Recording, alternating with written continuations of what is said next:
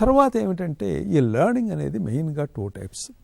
ఒకటి ఏంటంటే passive learning, రెండవదేమో active learning. ఇప్పుడు మనము ఏంటి ప్యాసివ్ లెర్నింగ్కి యాక్టివ్ లెర్నింగ్కి ఉన్న తేడాలను మనం గమనిస్తాం. ప్యాసివ్ లెర్నింగ్ అనేది it requires learners to absorb, assimilate, consider and translate information. అలా చేస్తుంది.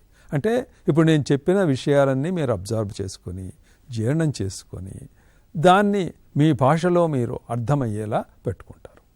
ఈ passive learning encourages active listening. అంటే ఇక్కడ మీరు చాలా ఫోకస్డ్గా కాన్సన్ట్రేటెడ్గా వింటేనే మీరు గ్రహించగలుగుతారు.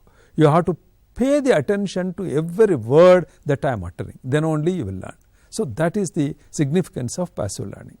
But in the case of active learning, so it expects learner to critically think, discuss, challenge and analyze information.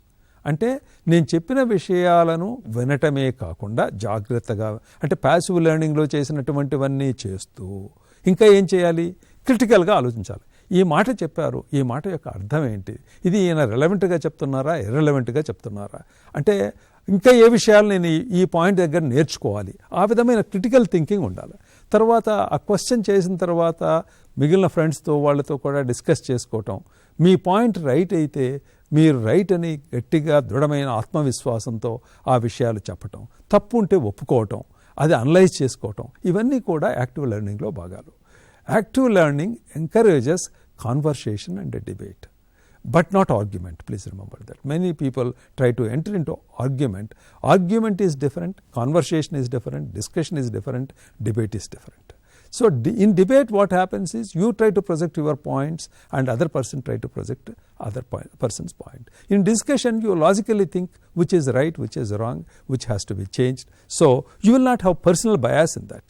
So you are open for learning, open for discussion. You are not having fixed ideas. In the case of argument, what happens is నేను పట్టిన కుందేలకు మూడే కాళ్ళు అనే మొండి వాదన అనేది ఉంటుంది. అది మంచిది కాదు.